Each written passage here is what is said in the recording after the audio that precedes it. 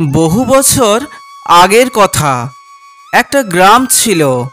সেই গ্রামের পশ্চিম প্রান্তে একটা বিশাল বড় বকুল গাছ ছিল। সেই বকুল গাছের নিচে ছিল একটা কুঁড়ে ঘর। সেই কুঁড়ে ঘরে বাস করতেন ভোলা দাদু এবং তার স্ত্রী।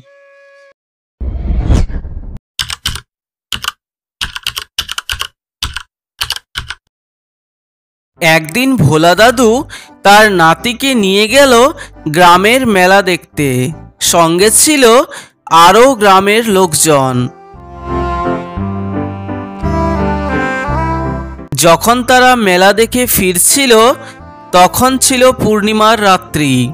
পথ ছিল দীর্ঘ এবং কুয়াশাচ্ছন্ন। হঠাৎ ভোলা দাদু চিৎকার করে কেঁদে উঠলেন। গ্রামবাসীরা সবাই চমকে উঠল। সবাই মিলে ভোলা দাদুকে জিজ্ঞেস করল যে তিনি কাঁদছেন কেন।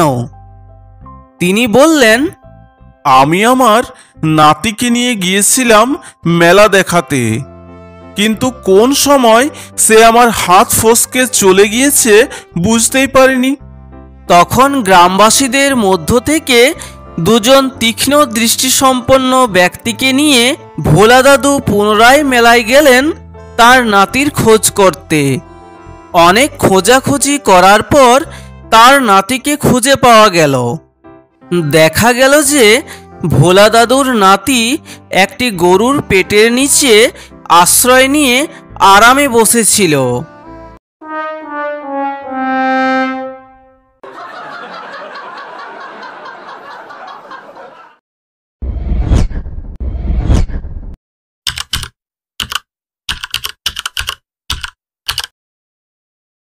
সেই দিনটা ছিল বর্ষাকালের বিকেলবেলা।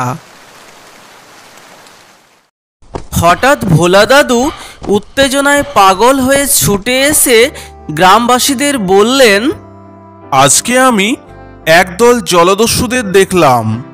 আমাদের গ্রামের পাশে যে সমুদ্র আছে সেখানে বালিয়াড়ির মধ্যে তারা একটা বড় বাক্স পুঁতে রাখছিল। এটা শোনার পরেই গ্রামবাসীরা তৎক্ষণাৎ ওই গুপ্তধনের খোঁজ করতে লাগলেন। বিকেল গড়িয়ে সন্ধ্যা এবং সন্ধ্যা গড়িয়ে মাঝরাত হয়ে গেল। মেঘেদের মধ্য দিয়ে চাঁদের আলো বেরিয়ে এলো। একদল শেয়াল ডেকে উঠল। মাঝরাতও পেরিয়ে গেল। সেই সময় ভোলা দাদু স্বীকার করলেন যে এখন আমার মনে পড়ল যে সত্যি সত্যি কোনো গুপ্তধন এখানে নেই। ওই সব কিছুই আসলে আমি দুপুরবেলার স্বপ্নে দেখেছিলাম।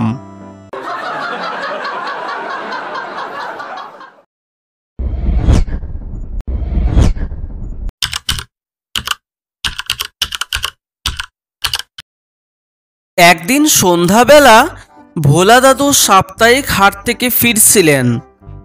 হঠাৎ তার পিছনে তিনি শুনতে পেলেন রয়্যাল বেঙ্গল টাইগারের গর্জন। ভোলা দাদু ঘুরে তাকালেন এবং দেখলেন যে বাঘটি তার দিকে তাকিয়ে আছে। বাঘটিকে দেখে ভোলা দাদু সঙ্গে সঙ্গে কাছের একটা বট গাছে উঠে পড়লেন। বাঘটি গর্জন করতে লাগলো এবং শেষে একটি ঝোপের নিচে বসে পড়ল। কিন্তু বাঘটি ভোলা দাদুর দিকে তাকিয়েই রইল। রাত্রি নেমে এলো। জঙ্গল অন্ধকার ও নিস্তব্ধ হয়ে গেল। ভোলা দাদু শুনতে পেলেন শুকনো পাতার উপর বাঘটির লেজ ঝাপটা দিচ্ছে। রাত কেটে ভোর হলো। ঘুঘু পাখিরা ডেকে উঠল। ভোলা দাদু একটি টিলার উপর কিছু লোকজন দেখতে পেলেন। গাছ থেকে নেমে তিনি ওই টিলায় উঠে বললেন, আরে ভাই, একটু জল খাওয়াও তো, খুব জল তেষ্টা পেয়েছে। লোকটি কিন্তু আগেই বাঘটিকে বসে থাকতে দেখেছিল। তাই সে অবাক হয়ে ভোলা দাদুকে জিজ্ঞেস করল যে, আচ্ছা বলো তো, তোমার মধ্যে কি এমন রহস্য আছে যে ওই ক্ষুধার্ত জন্তুটির পাশ দিয়ে তুমি সহজে হেঁটে চলে এলে, অথচ ও তোমার কিছুই করলো না। আসলে ভোলা দাদু বাঘটির কথা ভুলে গিয়েছিল, আর বাঘটি যেহেতু সেই সময় ঘুমিয়ে পড়েছিল, তাই ভোলা দাদু সেদিন বেঁচে গিয়েছিল। লোকটির কথা শুনে ভোলা দাদুর বাঘের কথা মনে পড়ল এবং তিনি জ্ঞান হারিয়ে ফেললেন।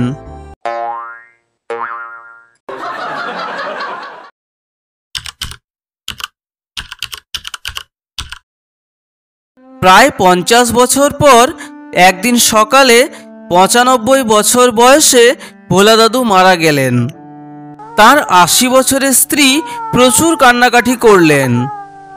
শেষে তিনি দীর্ঘ নিঃশ্বাস ফেলে বললেন, বুড়োটা নিশ্চয় শ্বাস নিতে ভুলে গিয়েছিল।